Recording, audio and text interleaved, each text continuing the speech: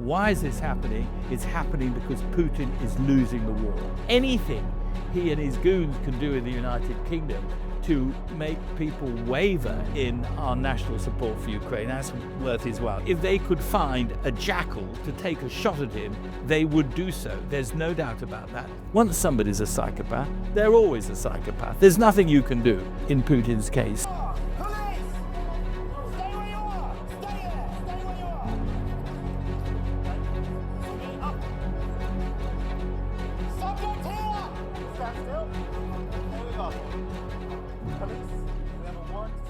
These two attacks were clearly designed to put pressure on Sir Keir Starmer and to upset him, destabilise him, and to punish him for his doughty support for the brave people of Ukraine.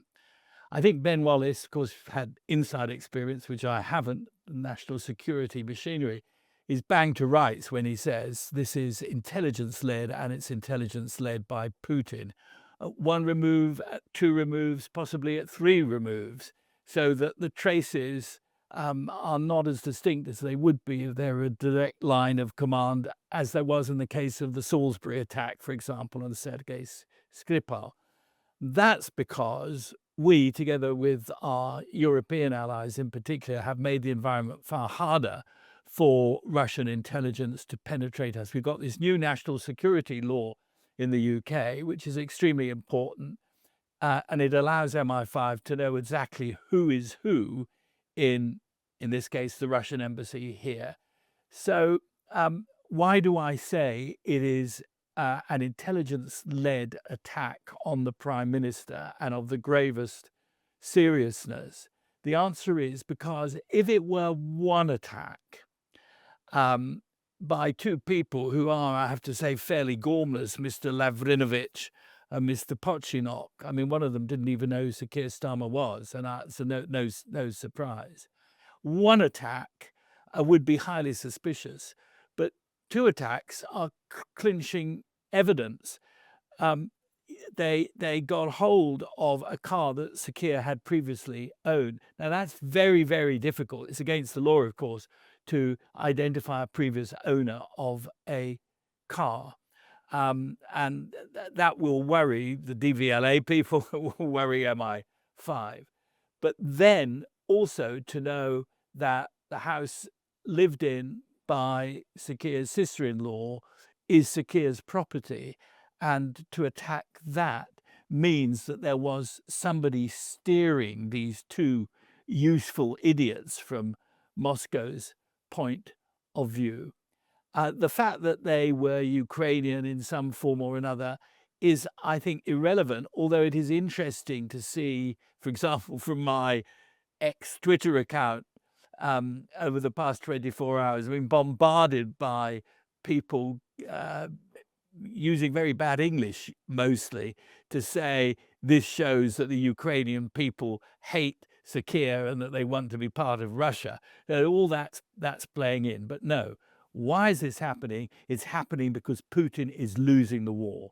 And he's losing the war because Sir Keir, for all his faults, nobody's been more critical of Sir Keir than I have, I suppose, but for all his faults, has continued with the strong support for Ukraine, which is enabling Ukraine actually to not exactly win the war, but definitely and decisively to stop Putin from winning it. And that's critical. If Putin doesn't win it, he's had it. He's going to get his P45.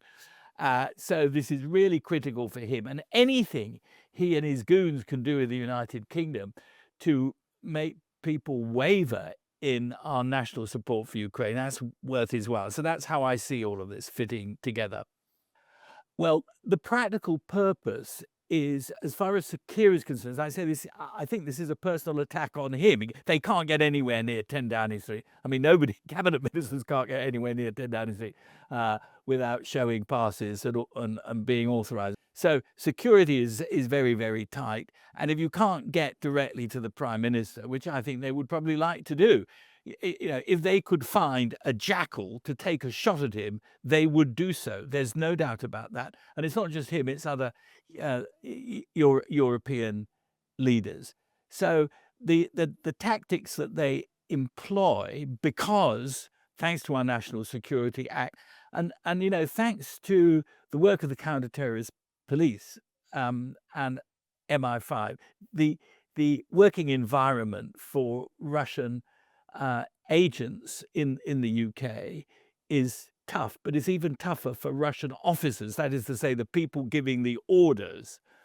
And the way they are doing this is they're trolling websites, Telegram, we're told in this case, finding who wants a job, who's desperate for money, contacting them, offering payment via Bitcoin, so it can't be traced, no financial transaction. And unfortunately, there are enough idiots around who think, oh, it's an easy way to earn money. Luckily, our police, unluckily perhaps, don't carry weapons. But in theory, if you were to try to do this in Moscow, you would be shot. Just imagine MI6 had an operation to try and take out Putin. I mean, it would be extremely difficult, but if they were found, they would be shot immediately. Well, here we put them on trial and send them to prison, hopefully for a very long time, to deter others from doing the same thing. But it's no longer the old way of doing it, that there's a dodgy chap in the embassy, he's meant to be the cultural attaché, or she's meant to be the cultural attaché. They give a cocktail party, they ply everybody with vodka, they see who starts wobbling in one way or another, pretty waitresses, pretty waiters, all this stuff, and then they target them and recruit them and groom them carefully. It's much harder to do that in a physical sense, but of course much easier to do it thanks to social media and internet sites. It's not rocket science to get somebody. They use low-level operatives because they cannot use people like the 2 GRU officers that came to Salisbury. We know about them now. Of course, we should have known them before they did it, but definitely we do know about them now. So they will use anybody. And it's not just the Russians, the Chinese and others, Iranians, will do the same thing. There's a great army of morons out there who can be exploited in return for 1,000 quid, 6,000 quid, a lot of money, but nothing to these regimes in Bitcoin or the promise of Bitcoin.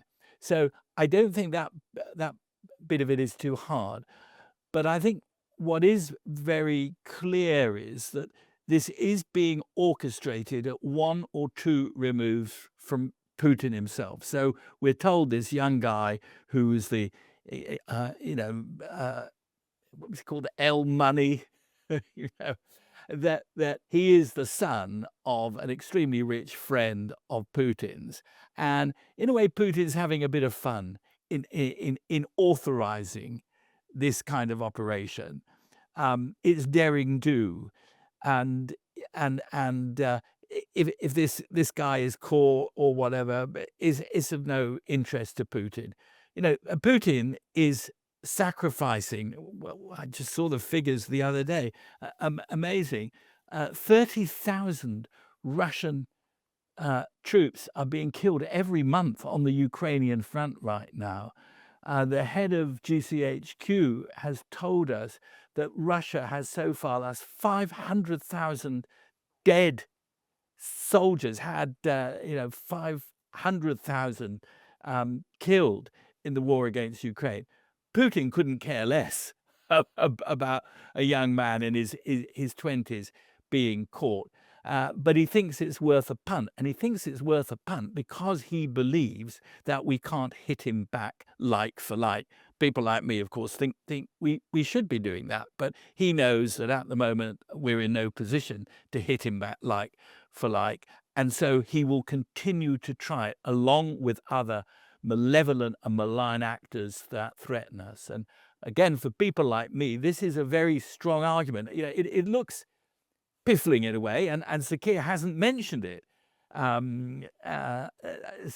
Shows, I think, a certain obstinacy or strength of character If I'd been prime minister and they'd gone after my sister-in-law and made it clear that they knew what car I could be driving, that had ways into that which should be kept secret, I think I would have at least made a reference to that in public. But no, he's kept it entirely silent.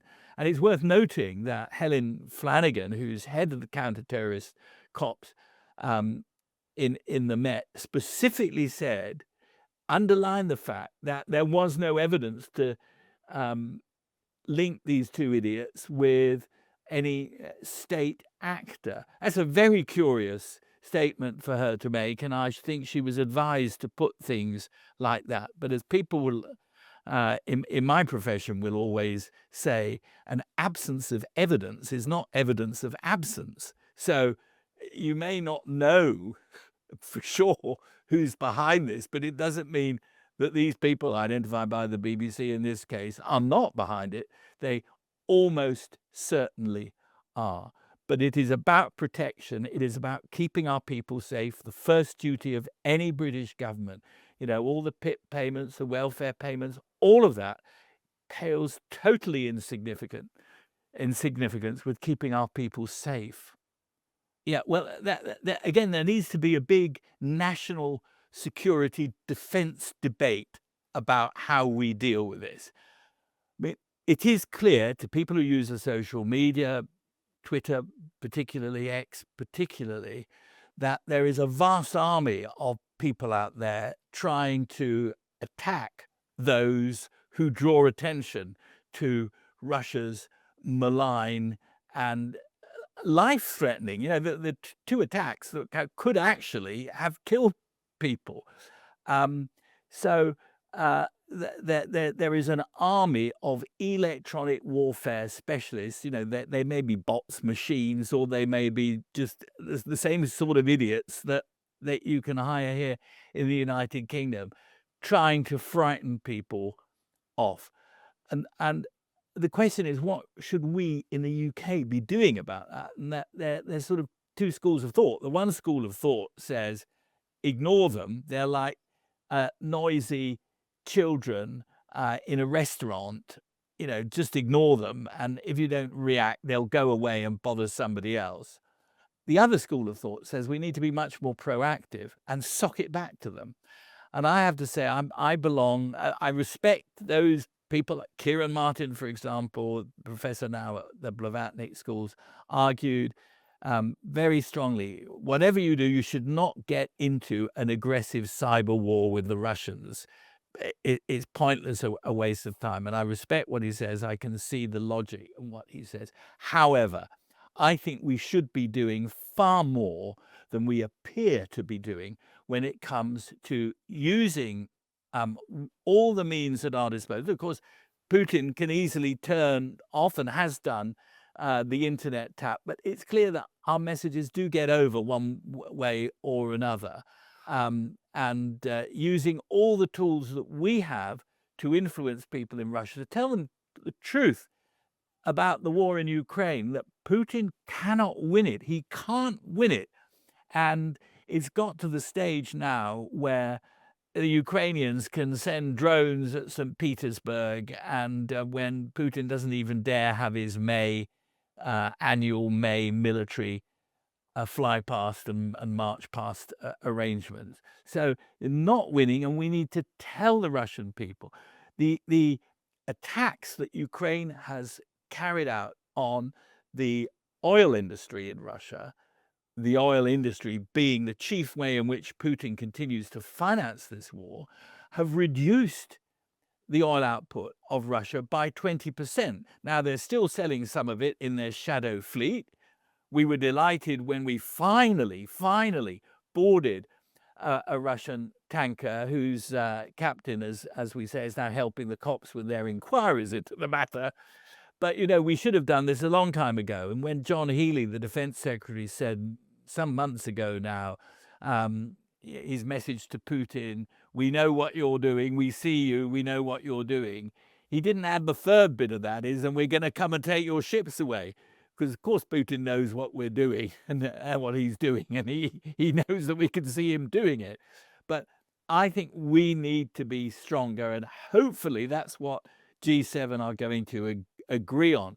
Well, undermining the morale of an enemy is a key tool of warfare, and it has sadly become much easier using social media. I mean, social media is transforming so much of the way politics works, people's attitudes. The great thing about social media is it allows, I use it myself, so it allows the individual to think they are being able to influence a national debate in a certain direction. Now, if you're a malign actor, it's easy to see how you can seek to destabilize a country, for example.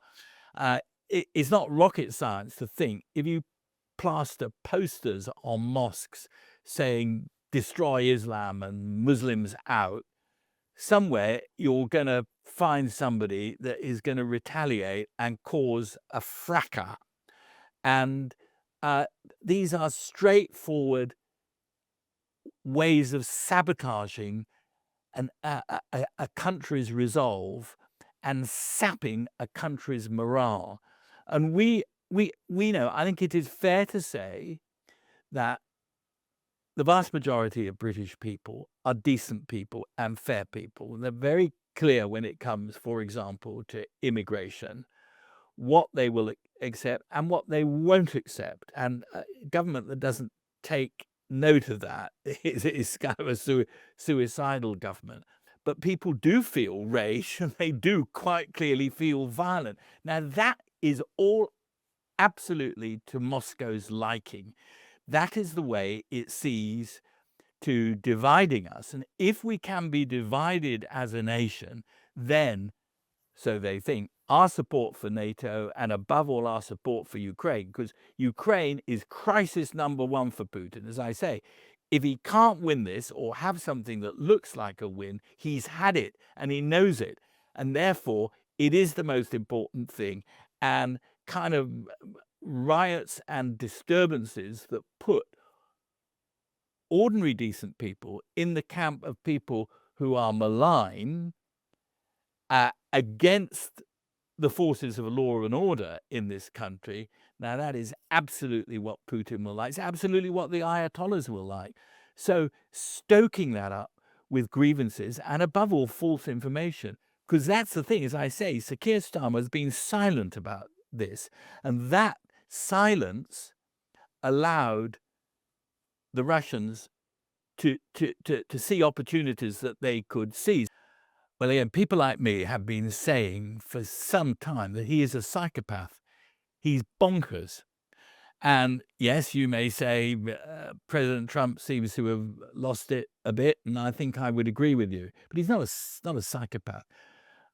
By psychopath, I mean that Putin can keep a straight face when he's ordering the killing of over 1 million people, because he's lost 500,000 of his own people. He's lost perhaps 100,000 Ukrainians. They've lost their lives because of his policies. But over the years, he has been totally ruthless, where people have died because they've got in the way, or because he has regarded them as enemies, either personally or nationally. That's not normal. His checkbook, as it were, he controlling Russia's natural resources. He can give people sums of money that are incomprehensible to most ordinary people to do his bidding, and that is mad. He is a killer. He was trained to be a killer in the KGB, and he was so good at it, he got one of the plum jobs in East Germany at a very early stage of his career, far younger. And since then, he has single-mindedly driven a policy of reinstating the political geographical entity that was the Soviet Union, restoring it. He's a restorer. And in doing that, he has been impervious to the emotions that channel most of us. Somewhere, Trump is charming. He's sympathetic. Yeah, he's losing it, and he's done some terrible things, but he connects with people, and he obviously likes people. As you see his press conferences, can't absolutely enjoys them. Putin loathes everybody, even people like Prigozhin, who've been very, very important to him, and that is understood by them. You can be his favorite general, but if you fail him or he thinks you failed him, you'll fall out of a window or you'll have a nasty accident coming out down the stairs. And that is understood, and that is what a psychopath does. And there have been psychopaths like that in history. Hitler was another one of them, sort of totally cold, implacable, and determined at all costs, literally at all costs, money, treasure, or blood, to get their way. And the only antidote is to take people like that out.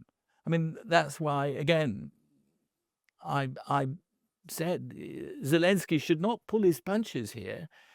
Putin fires drones and ballistic missiles at Kiev.